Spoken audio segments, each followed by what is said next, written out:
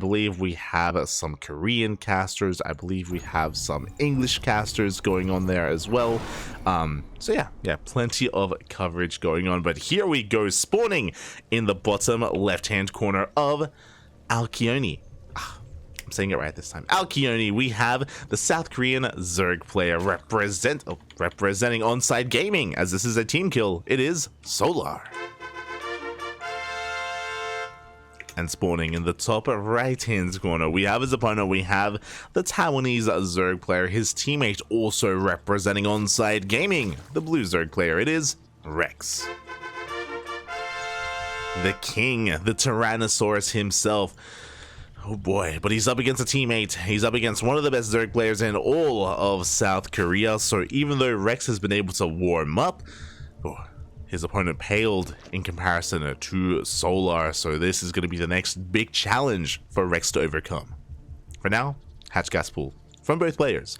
I appreciate this from Rex, even though in the previous series he was the favorite player. In this series he isn't. Despite that, he doesn't flinch. You know, he doesn't flinch. He doesn't try to go for a 12 pool or a 13-12 or a gas burst or anything out of the norm. No, straight up here, honorable play. Hatch gas pool against Solar. No fear, no fear. Or at least he isn't showing any fear. So yeah, I appreciate it. Do I have music going? Okay, we do. Okay, let's see. There we go. It's like, where's the music, Bobby? Where the hell? There it is. So for now, we're just going to be getting into some standard openers, and I'm excited. We really haven't casted too much ZvZ. In general, we haven't casted too many mirror matchups on these new maps. Last night, we were able to get a glimpse of quite a number of PvPs, which was good. But when it comes to ZvZs, I feel like we've been avoiding them. We've been avoiding a lot of ZvZs on the new map pool. I'm just trying to get as much of the other matchups as possible, and which is understandable. You know, in general, you know, the other matchups are more popular and they're in a way more engaging as well. I'm talking about Terran versus Zerg or Terran versus Protoss, or even Zerg versus Protoss, of course, as well. But you know, I don't want to neglect these mirror matchups, and I'm curious to see how things will kind of unfold. The last time we casted a ZvZ on this matchup was a laser, if you remember. I believe it was a laser versus Silky, and a laser actually took the gold base as his third. It was really interesting. Really early on, he actually mined the mineral patch here, and then he worked towards that gold base, took it very early on, and Silky had a very hard time punishing this gold early on. He was just unable to in the end, and a laser snowballed out of control. Despite that though, this time we don't see a goal base being taken by either player. Standard third base locations, going for the triangular third instead. So no one is doing anything crazy, no one's going for any kind of goal-based shenanigans yet. This is also something I should bring up, is that in this map on Alkione, we do have these minerals and also rocks that just completely seal this area off. You can gain access to it, of course, if you do mine out these mineral patches, and you can just take advantage of all these bases that are down here as well. So it's really interesting. I think one of the most interesting things about this map is that a lot of players have been taking this base on the right-hand side as their fourth. In a lot of matchups. Initially, it was the linear third that they were taking as their fourth, but now more and more players are expanding over towards the right-hand side instead, and then working towards the goal base as well. So it's been interesting to see over the past couple of weeks this map evolve, and players kind of just adapt over time as well. I appreciate it. As, we do see Rex throwing down a very fast Roach Warren here behind this Baneling opener. Again, mentioned, third base is being taken, Baneling Nest are thrown down, everything is looking normal outside of this fast Roach Warren timing. So Rex, it looks like he wants to hit a bit of an all-in timing with Lings and with Roaches. We do see Solar with his own Roach Warren on the way, but there is a window here where, of course, Rex is going to be able to make an abundance of Roaches, and Solar cannot. Bit of a miscontrol there from Solar. He loses one of his Banelings already. Uh-oh. Lings are flooding across the map here. Rex, he wants to keep the pressure up on this third base. Roaches are on the way behind this as well. So again, Rex, he is not droning. He's down 10 workers already. So Solar's the defender. Rex is the aggressor. Can he break Solar here and now? As he's committed to the only the Banelings though. One Baneling is going to get targeted down. Queens were in position. We have one Baneling left, and we don't want to waste it. We want to hold on to it, especially considering how many Lings there are defensively for Solar. Or roaches that waddling across the map. These are being spotted by the Overlord. So Solar, he wasn't quite aware of how all-in his opponent was going to be until now. Now he knows. And now Solar knows he has to just bank up roaches. Queens is going for a big counterattack, and he will catch a queen as well. Big pickoff. That means no transfuse. Sorry, no inject. No inject here at this third base. That will affect the larva overall. As Rex is sending everything across the map. He's got one Baneling to help support this army, but it's going to be targeted down. Good control out of Solar. He's got the concave. He's got the high ground. He's got the queens for transfuse. Spine crawlers are not necessary against Solar. He is already up 10 workers. Rex is all in. GG gets called. Solar will hold. He will defend. And Solar takes game number 1. Ooh, GG. GG, well played again. Really good scouting or identifying what was happening there from Solar. Again, he also didn't really delay his own Roach Horn for too long either. Got it relatively quickly in time to make defensive roaches as well. And yeah, he was able to just hold fast, steadfast even, against Rex. So really solid execution there from Solar. Rex, unfortunately, unable to catch Solar off guard. That's what a lot of these all-ins rely on, to kind of wind it back a little bit when it comes to cutting workers, when it comes to committing to these big all-ins and these big timing attacks. A lot of it is reliant on the opposing player to maybe be too greedy, to underreact, to take a little bit too long to actually scout what is happening, and to just be caught unawares with their pants down. And Solar, he did drone. Remember, he made 10 more workers. He had 42 workers to the 32 of Rex, but he could still afford to do so. And he was still, of course, taking it very seriously. Again, the Roach Warren timing was imperative as well, and really well done. GG. Solid defense out of Solar. As we get into our next game, and spawning in the bottom right hand corner, we have the South Korean Zerg player, one of the best Zerg players in all of South Korea, representing Onside Gaming. It is Solar. And spawning in the top left, we have his opponent. We have the Taiwanese Zerg player representing Onside Gaming as well, as this is a team kill. It is Rex. Here we go. Again, Rex, he is down in this series. He's looking to fight back. He's hoping to fight back.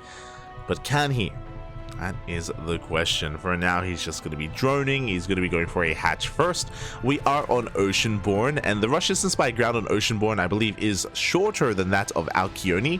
So if we wanted to be aggressive, we could do so on this map with a little bit more success. But I would advise against it.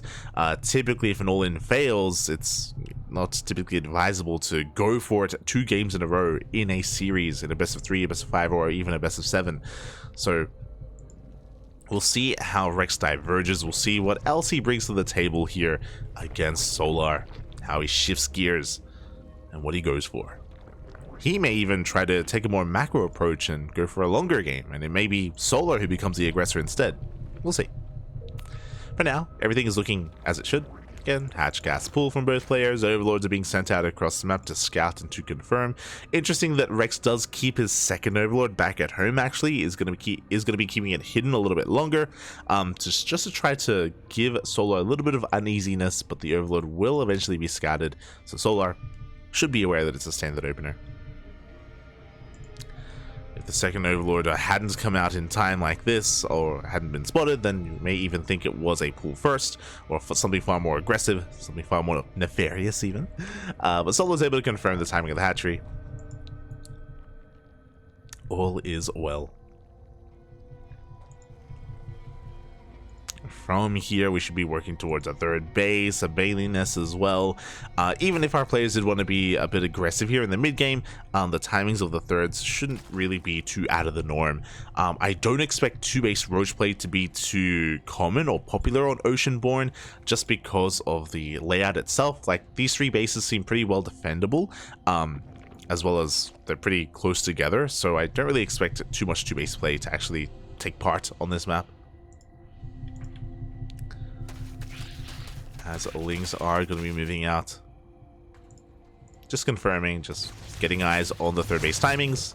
Baneliness are on the way from both players, and yeah, again, like there's just very little deviation here in the early game of ZvZ.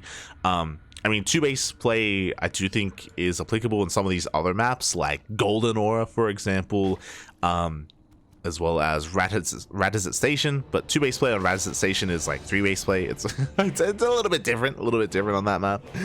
But there are definitely maps that you can take advantage of. Side Delta would be another one, just because of the ramp at the natural base. So you are a little bit more defensible. So Side Delta would be a decent map for two-base play as well. At least I would think so. For now, yeah, we're just getting into our game. Roachhorn is throwing down here for for Solar. Rex, I believe, didn't quite scout it, didn't quite see it, but it is on the way. Defensive banelings as well. Likewise, defensive banelings from Rex. And there is his own Roachhorn. This is something that a couple of Zerg players do. Dark, for example, I don't think he ever throws down his Roachhorn as a part of the wall.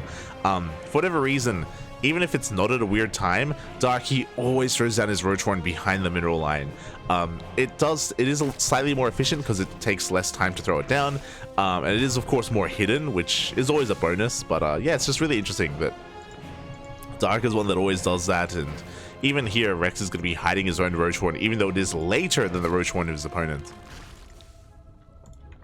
Just to, add a layer of uncertainty to his opener, to his build. As Solar's just going to be joining on up. So is Rex, going to be saturating the bases. Oh, Rex did make an abundance of lings. So he did make a wave of extra lings here to be safe. And this does mean that Solar takes a slight worker lead.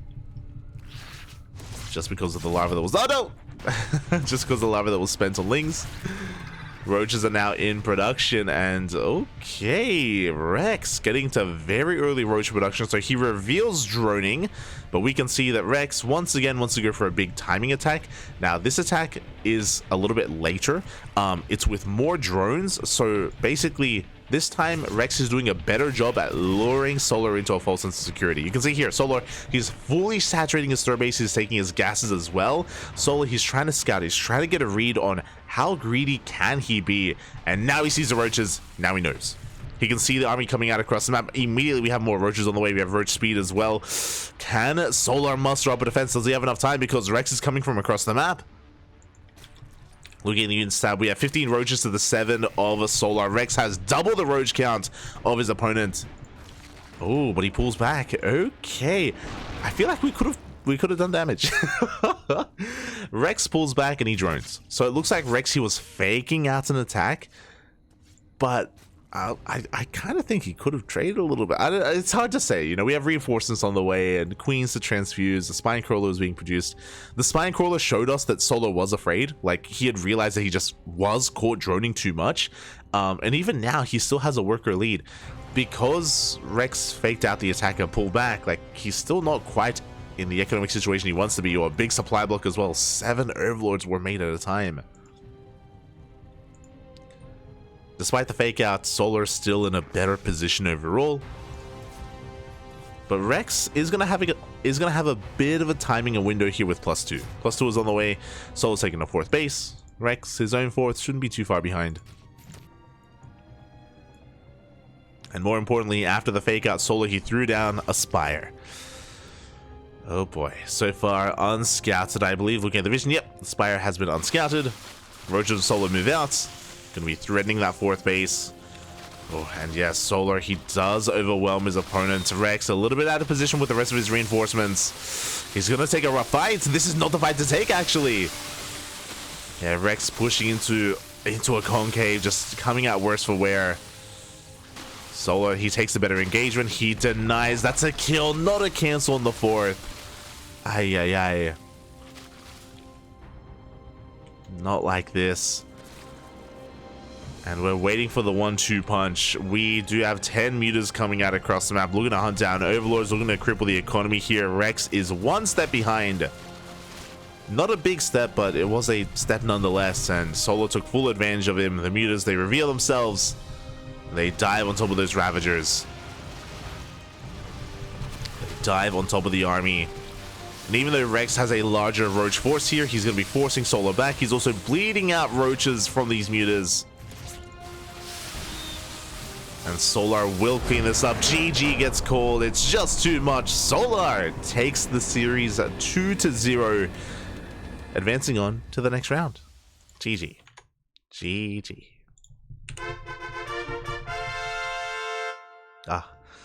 Again, Rex, I do think that he like hid his push much better this time, and part of me, I'm still very torn. I'm very torn on whether or not he could have done damage. I don't think he could have killed Solar by any means, but I do think he could have done some damage, maybe traded a little bit there against Solar, just because Solar was woefully underprepared. Like, he was straight up underprepared for it, and maybe Rex was giving Solar a little bit too much credit.